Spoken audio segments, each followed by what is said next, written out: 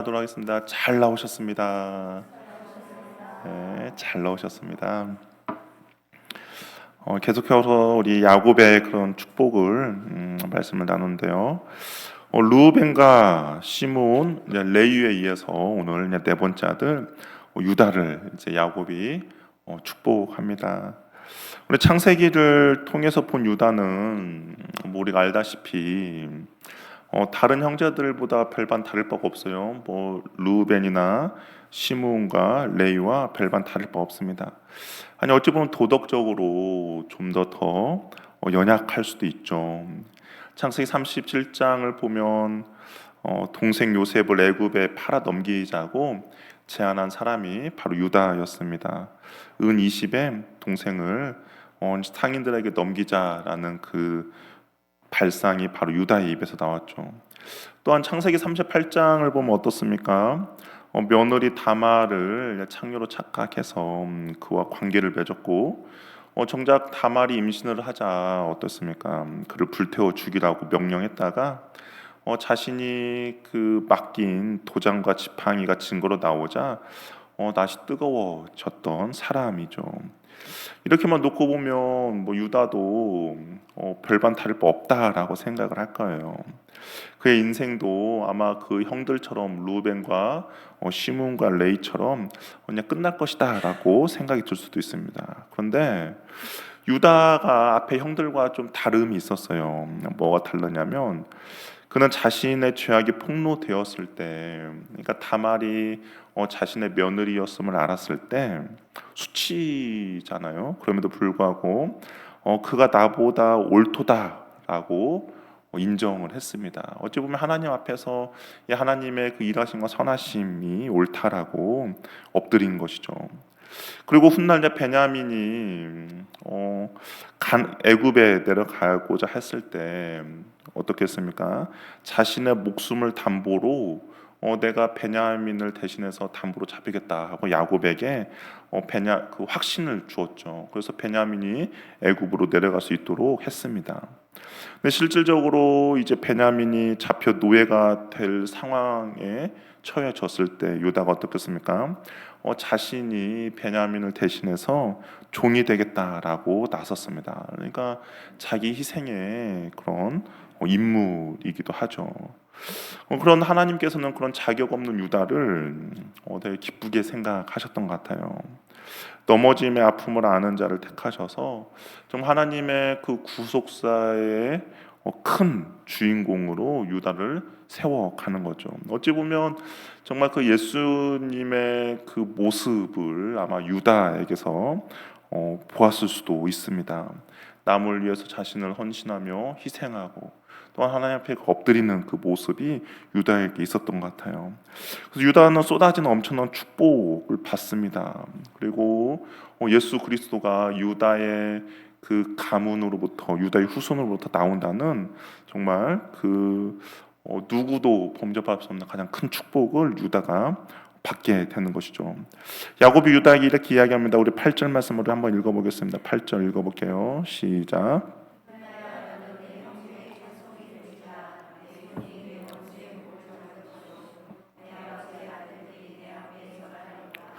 유다의 원래 이름이 찬송하다라는 이름입니다. 레아가 넷째 아들을 낳고 야곱에게 계속 홀대를 받았잖아요. 그 전에 이제 레아의 마음은 계속 야곱에게 있었는데 야곱이 계속적으로 레아를 밀어댔습니다. 그러면서 레아가 유다를 낳고 결심했죠. 내가 여호와를 찬송하리로다라고 고백하며 지어준 이름입니다. 내가 다른 것으로 만족하지 않겠다. 내가 여호와 하나님 한 분으로 만족하겠다라는 신앙 고백이 이 유다 안에 들어 있는 것이죠.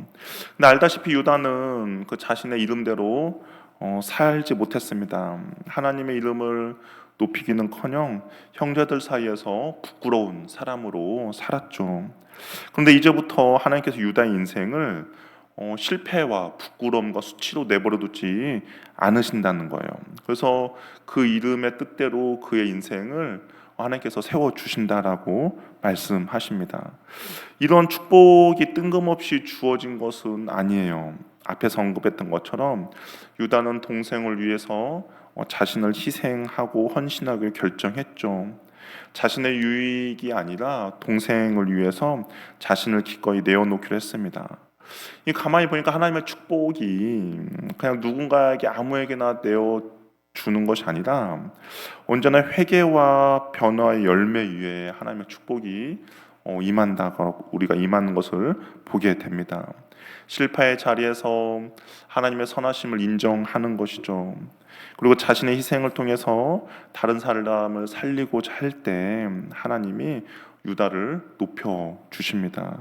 우리도 마찬가지죠. 우리도 실패의 자리에서 절망하며 낙심하며 그냥 이왕 망가진 거 계속 망가지자라는 것이 아니라 그 상황 가운데 하나님을 바라보고 하나님 앞에 회개하며 자백하며 나아가고, 또한 인생을 내 욕심과 욕망과 정욕을 채우는 데 살아가는 것이 아니라 정말 나를 희생해서 다른 사람을 사랑하고 다른 사람을 위해 살고자 할 때 하나님께서 그 사람의 인생 가운데 개입하여 주시고 그 인생을 하나님께서 높여 주신다라는 겁니다. 어찌 보면 유다의 인생이 그 전에는 그런 인생이 되지 않았었어요. 그런데 다말의 그 사건 이후로 그 유다의 인생이 변화되고, 그리고 하나님께서는 그 사건 이후로 유다의 인생을 높여주고 있는 것이죠.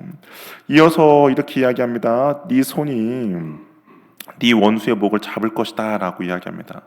이것은 유다의 후손이 승승장구할 것이라는 것을 보여주는데요. 실제로 전쟁에서 승리하고 나라를 세우게 될 것을 이제 이야기하고 있어요. 역사적으로 이 유다에 대한 예언이 구체적으로 좀 실현된 것은 다윗 왕조에서 구체화가 되죠. 그런데 야곱이 이 이야기를 하는 것이 단순히 그냥 다윗에게 머무는 것이 아니라 더 너머에 더 큰 왕을 향해 나아가고 있다라는 겁니다. 원수의 목덜미를 잡는데 누구를 비유하고 있는가? 우리 9절 말씀 한번 같이 읽어보도록 하겠습니다. 9절 읽어볼게요. 시작.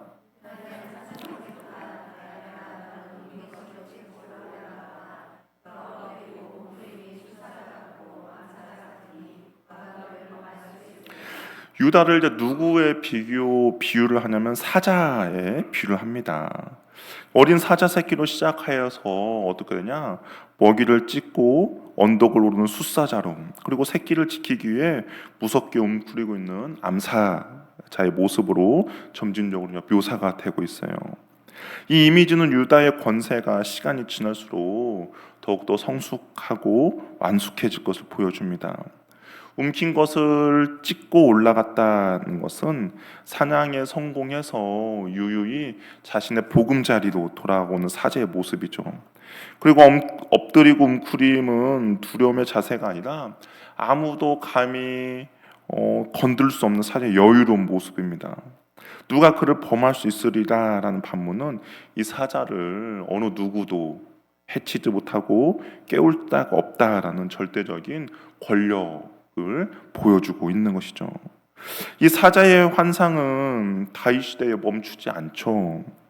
이 단순히 그냥 다윗에게만 이 예언이 한정된 것이 아니라 요한계시록 5장을 보면 이제 사도 요한이 하나님의 보좌 앞에서 봉인된 두루마리를 이거 뜯을 자가 없다라고 하면서 크게 울고 있었습니다. 근데 그때 한 장로가 이렇게 이야기해요. 우리 계시록 5장 5절 말씀 한번 읽어보도록 할게요. 계시록 5장 5절 말씀입니다. 시작.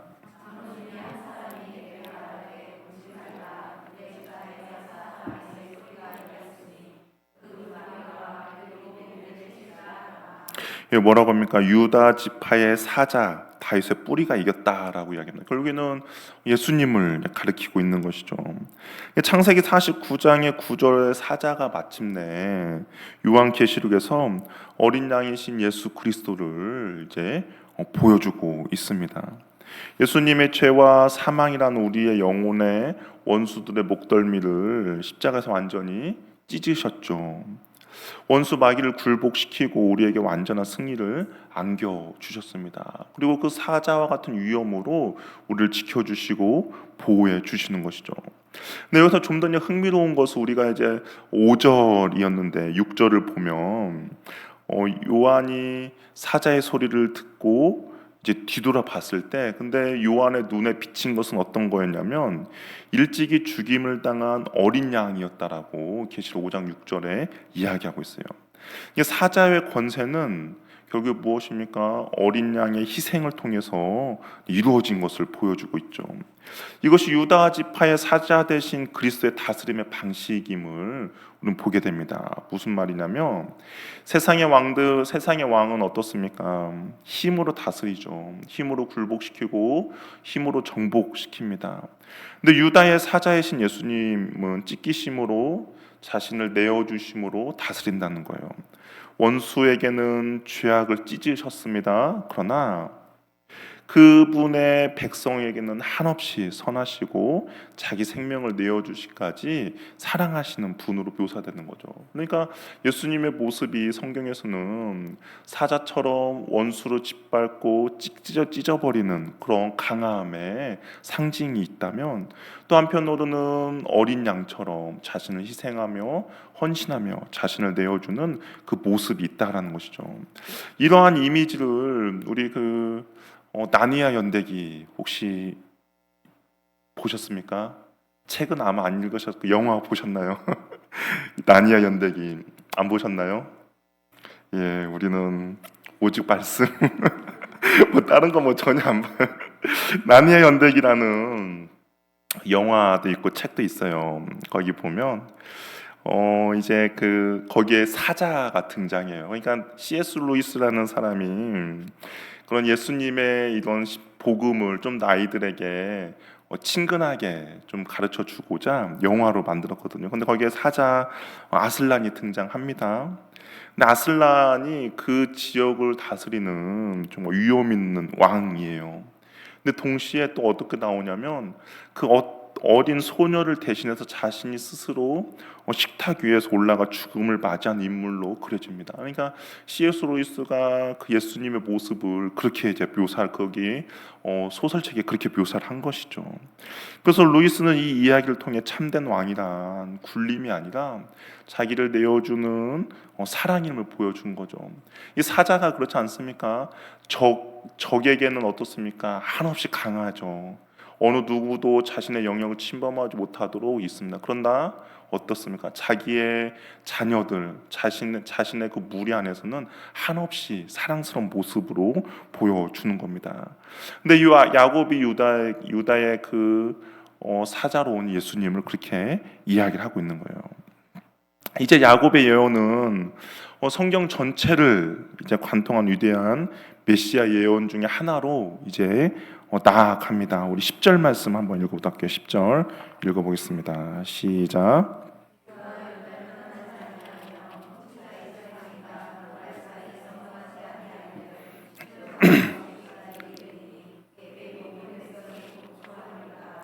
여기서 규는 이제 왕권의 상징이에요. 우리 예를 들면 우리 미스 코리아 선발대회 하면 진 하면 어떤 걸 들고 있죠? 이렇게 이렇게 해서 봉 들고 있잖아요. 그런 거 규거든요. 그것은 이제 왕이 갖고 있는 겁니다. 근데 그 규가 유다를 떠나지 않는다라는 거예요. 유다의 자손으로서 왕권이 계속적으로 이어진다는 것이죠. 그리고 지팡이는 통치와 인도 판단의 권위를 의미합니다. 야곱은 유다에게 이런 왕의 계보가 이어질 것을 말해요. 이것은 어떤 하루 이틀 1세대 2세대가 아니라 지속적으로 끝까지 이어진다라는 약속입니다. 여기 보면 떠나지 않는다라는 말이 두 번이 등장하죠.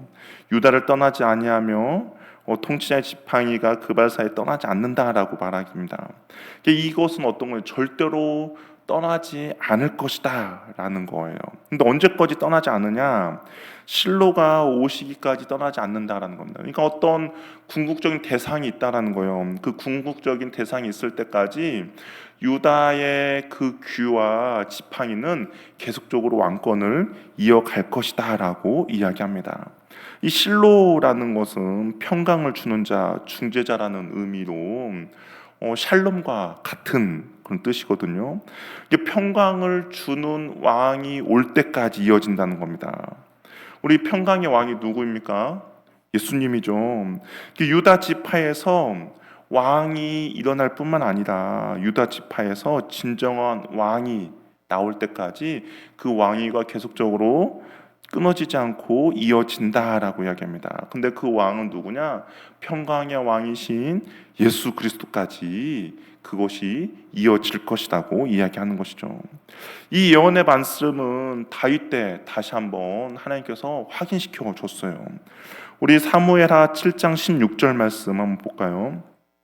사무엘하 7장 16절 말씀입니다. 한번 읽어볼게요. 시작.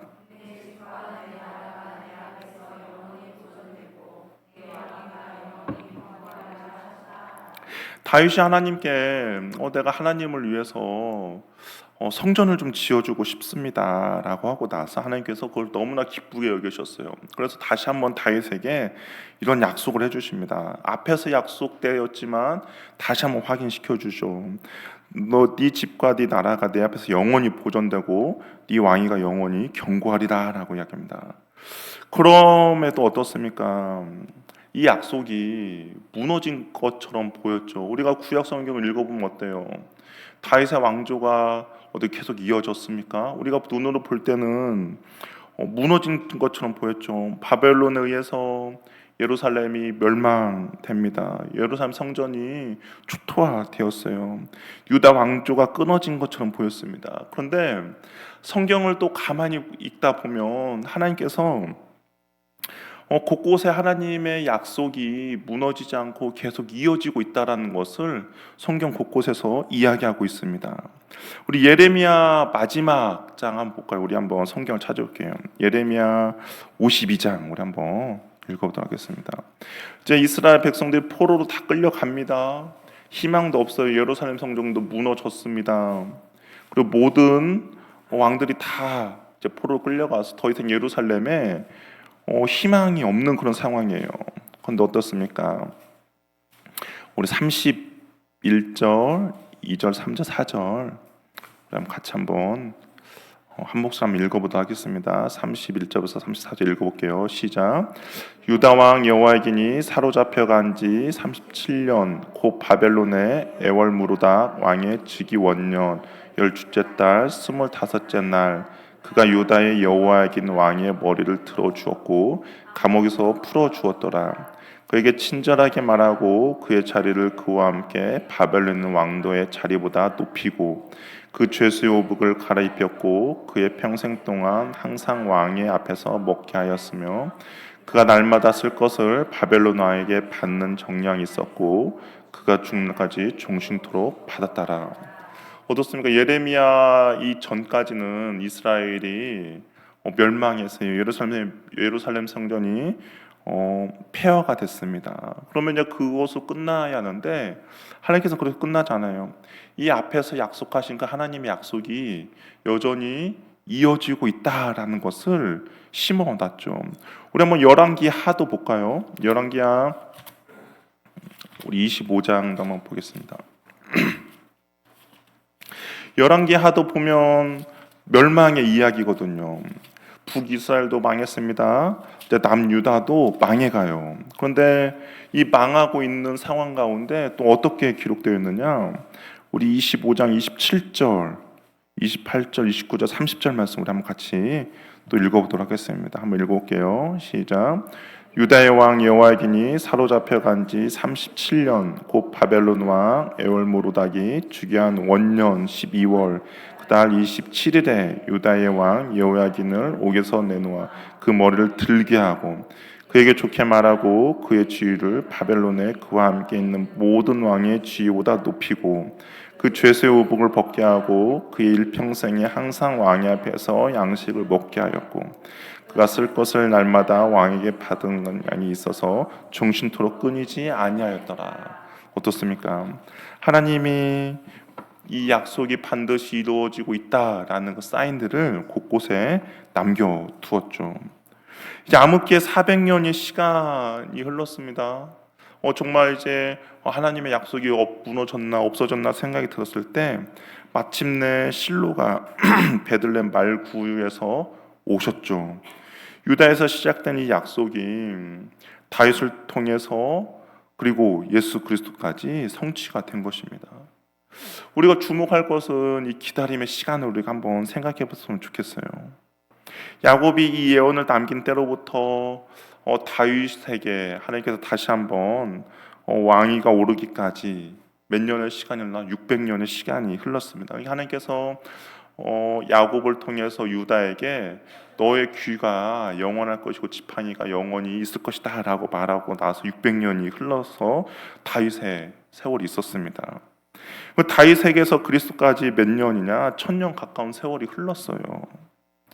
우리가 생각할 때 1000년이라는 시간을 생각하면 다 끝났구나. 뭐 더 이상 그러한 약속이 뭐 있겠어라고 생각할 수도 있겠죠. 그러나 하나님은 어떻게 하셨다고요? 그 1000년이라는 세월 동안 이 약속을 하나님께서는 이루어가고 계셨다라는 겁니다. 하나님의 약속이 우리가 원하는 속도로 이루어지지 않았을 뿐이지 하나님은 이 시간 동안 하나님께서 계속적으로 일하고 계셨다는 거예요. 하나님의 그 유다의 자손으로 실로가 오시기까지 하나님은 그 모든 세계의 역사 가운데 개입하여 주시고 이 하나님의 약속이 이루어지도록 그것을 지키시고 보호하여 주시며 나갔다라는 겁니다. 그런 하나님의 약속은 한 번도 취소되거나 잊혀지지 않았다라는 거예요. 사사시대의 혼란 속에서도 왕정이 무너지고 나라가 남유다와 북이스라엘로 갈라졌을 때도 바벨론으로 포로로 끌려가는 그 상황 가운데서도 정말 참담한 행렬 속에서도 하나님은 유다 지파의 계보를 조용히 그러나 확실하게 붙들고 계셨다라는 것이죠. 뿐만 아니라 하나님의 신실한 백성들 사이에서는 또한 이 하나님의 언약을 믿고 붙들고 기다린 사람들이 있었다라는 겁니다. 오랜 시간이 있었지만 하나님의 약속을 붙잡고 기다린 사람도 있었죠. 이스라엘의 오랜 세월 왕도 정말 나라도 없이 그냥 지냈던 그 시절에도 이 예언의 말씀이 신실한 자들에게 소망의 근거가 되었다는 거예요. 우리 에스라나 느헤미야를 봐도 마찬가지 아닙니까? 바벨론 포로로 끌려갔었어요. 더 이상 그냥 그 포로에서 사는 것이 더 이상 그들에게 있어서 더 좋습니다. 그럼에도 불구하고 어떻게 합니까? 고레스가 고향으로 예루살렘으로 돌아가라라고 많은 사람들이 그 바벨론에 정착했고 뿌리 내렸던 그 모든 것들을 내어놓고 어떻게 해요? 황폐화된 예루살렘으로 떠났죠. 왜 떠났습니까? 이유는 다른 것이 아니죠. 하나님의 그 약속을 믿고 모든 것을 포기하고 그 약속을 따라갔다라는 겁니다. 하나님의 신실한 백성들은 그 하나님의 약속을 믿고 따르며 나아갔어요. 비록 상황과 환경은 왕이 보이지 않았고 그럼에도 불구하고 끝까지 그 하나님의 약속을 붙든 사람들이 있었다라는 것이죠. 또 누가복음 2장을 보면 시므온이라는 사람이 나와요. 이 시므온 사람은 어떠냐? 성령께서 너가 그리스도를 보기 전까지 죽지 않을 것이다 라고 약속을 받았습니다. 그래서 그는 성전에서 그 그리스도가 올 때까지 기다렸던 사람이에요. 그런데 아니나 다를까 예수님께서 정결 예식을 하러 성전에 갔습니다. 근데 거기에서 예수님을 이 시므온이 만나게 돼요. 또한 그 시므온 이야기에 또한 누구의 이야기가 나오냐? 안나라는 선지자의 이야기가 나옵니다. 이 안나라는 선지자는 결혼하고 7년째 과부가 되었어요. 남편이 죽었어요. 그리고 그의 나이가 83세가 되었습니다. 이 당시에만 해도 여자의 그 결혼하는 나이가 12살에서 15살 그 사이에 결혼을 했어요. 되게 빨리 했죠. 뭐 7년 있다가 과부가 됐다면 넉넉히 잡아서 20살이라고 할 수도 있습니다. 근데 20살이 되었는데 83세가 될 때까지 거의 60년의 세월을 성전에서 주야로 금식하며 기도로 섬기며 나아갔어요. 아마 이 안나에게도 하나님에 대한 약속의 말씀이 있었겠죠. 그렇기 때문에 주야로 금식하며 기도로 섬겼습니다. 하나님의 신실한 사람들이 그 약속의 말씀을 끝까지 붙잡았고 결국에는 예수 그리스도의 오심을 기다린 사람들이 그 하나님의 약속을 성취됨을 보게 되고 경험한 사람들이 있었다라는 겁니다. 우리도 그렇죠. 하나님의 주신 약속의 말씀들이 있습니다. 우리가 오랫동안 기도했지만 응답받지 못한 기도들이 있을 거예요. 아직 이루어지지 않는 하나님의 약속들이 있을 것입니다. 그럴 때 우리는 어떻게 해요? 낙심되죠. 그럼에도 불구하고 우리가 해야 될 것은 끝까지 신실하신 그 하나님의 약속을 믿고 신뢰하며 나갔던 그 믿음의 사람들을 기억하시길 바랍니다. 상황과 환경이 아니에요. 상황과 환경이 아니라 그 신실하신 하나님의 언약의 말씀을 붙들은 것이죠. 상황만 보면 절망적이에요. 왕도 없습니다. 예루살렘 성전도 멸망당했어요. 더 이상 폐허가 됐고 더 이상 사람들이 살 수 없는 고심에도 불구하고 하나님의 그 살아계신 언약의 말씀만을 믿고 움직였던 믿음의 사람들이 있었다라는 겁니다. 그리고 그 믿음의 사람들 통하여서 하나님의 약속은 점점 구체화되고 실현되고 성취되었다라는 것이죠. 우리도 마찬가지죠. 우리도 낙심하고 절망하기에는 너무나도 이릅니다. 그리고 우리에게 말씀하신 여호와 하나님은 여전히 일하고 계신다라는 것이죠. 그 하나님을 믿고 신뢰하며 낙심과 절망이 아니라 기대와 소망함으로 주님을 온전히 믿고 신뢰하며 나가는 은혜가 있기를 바랍니다. 그렇다면 실로이신 왕께서 다스린 나라는 도대체 어떤 나라일까 궁금하지 않습니까? 그 여호와 예수님이 오시고 그 실로이신 왕께서 다스린 나라가 과연 어떤 나라일까? 이것을 이제 야곱이 구체적으로 이야기를 하고 있는데요. 우리 11절, 12절 말씀 한번 읽어보도록 하겠습니다. 한번 읽어볼게요. 시작.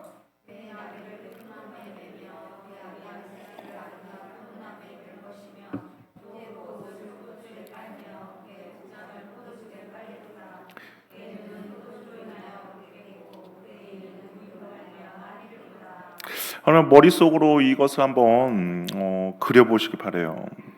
고대 이스라엘에서 이 포도나무는 생명과도 같은 귀한 농작물이었습니다. 왜냐하면 이 당시에는 물이 부족하잖아요. 물이 부족하니까 사람들이 포도 그 줄을 통하여서 그 물을 대신 보충하고 있었습니다. 그러니까 이 포도가 되게 귀한 그런 나무였죠. 그런데 그 나무에 누구를 메어 놓냐? 나귀를 메어 놓는다는 거예요. 나귀. 이 나귀는 풀을 먹잖아요. 근데 포도나무에 나귀를 메어 놓으면 어떨까요?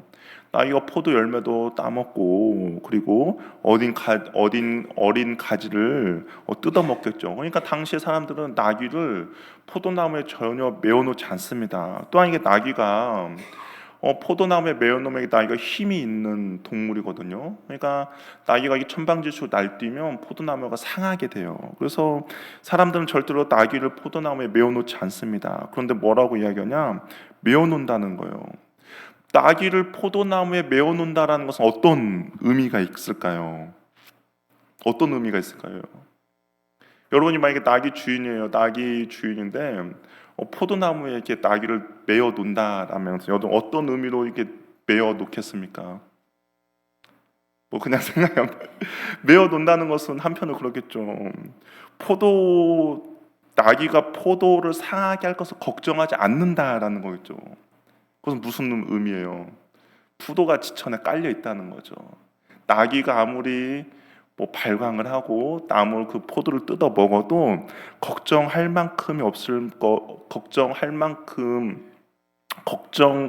필요가 없을 만큼 풍성하다라는 뜻입니다. 이게 지천에 그냥 포도가 깔려 있다라는 거예요.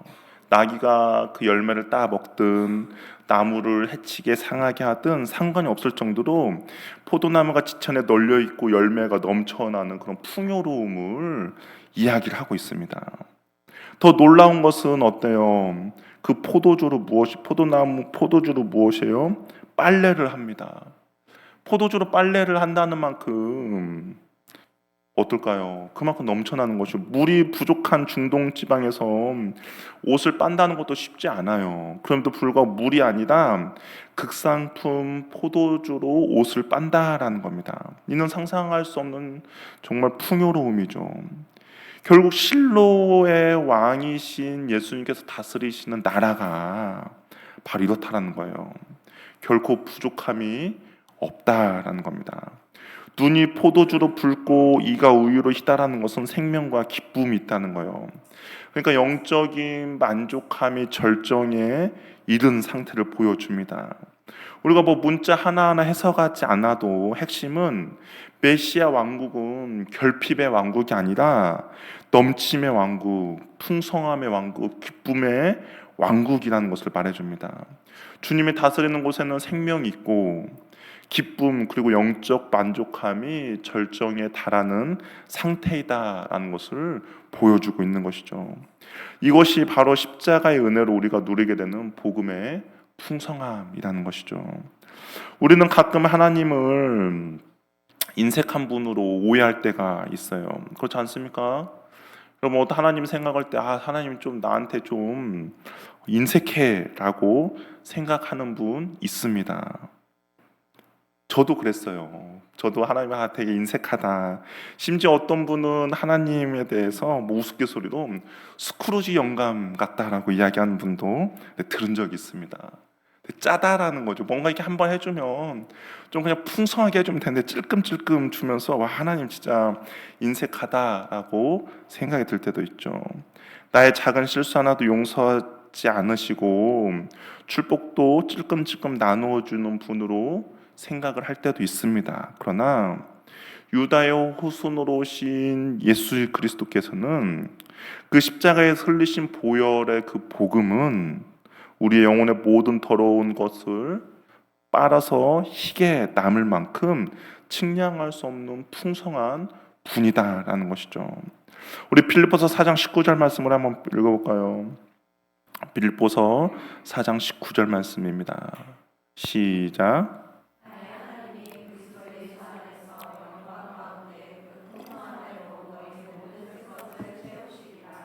여기 뭐라고 되어 있습니까? 그리스도 안에서 영광 안에 너 풍성한 대로 너희 모든 쓸 것을 채우신다라고 이야기해요. 조금 주시는 것이 아니에요. 너희들이 쓰고 남을 정도로 풍성하게 채워 주십니다. 그 풍성하신 예수 그리스도가 오늘도 저와 여러분들을 통치하고 다스리시는 분인 거죠. 그 풍성하신 예수 그리스도가 움크림으로 우리를 보호하여 주시고 인도해 주시는 영원한 왕이시다라는 겁니다.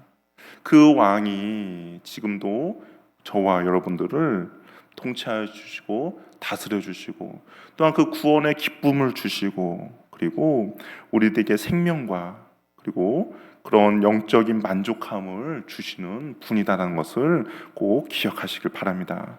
말씀을 정리하겠습니다. 야곱은 실패했던 아들 유다에게 그 이름 그대로 찬송받는 그런 자가 될 것이라고 축복합니다. 우리도 유다처럼 자격이 없죠. 실패하고 넘어지며 우리의 힘으로는 절대로 구원의 장자권을 얻어낼 수 없는 죄인들이었습니다. 그런데 하나님은 은혜로 우리를 택하여 주셨어요. 그리고 우리를 위해서 유다의 지파의 사자이신 예수 그리스도를 보내주셨습니다. 그리고 그 예수 그리스도를 통하여서 우리에게 그 풍성함을 허락해 주셨어요. 또 원수 마귀의 목을 잡고 승리하신 그분이 지금도 저와 여러분들을 통치하시고 다스리시고 보호해 주시고 인도해 주시는 참된 왕이 되셨습니다. 그러면 우리는 다시 오실 그 왕을 기다리며 오늘을 살아가는 것이죠. 주님이 오시는 그날까지 예수님을 그런 예배하며 또한 예수님이 오실 길을 예비하며 나아가는 저 여러분이 되기를 바랍니다. 그럴 때 우리의 삶도 유다처럼 형제의 찬송이 될 것이고 왕이신 그리스도의 기쁨이 우리 안에 넘치게 될 것입니다. 구원받은 하나님의 자녀로서 그 구원의 기쁨을 날마다 누리며 또한 우리의 모든 쓸 것을 그 풍성한 대로 채워주실 하나님을 예배하며 찬양하며 나아가는 저와 여러분 되기를 바랍니다. 기도하겠습니다. 이 시간 기도할 때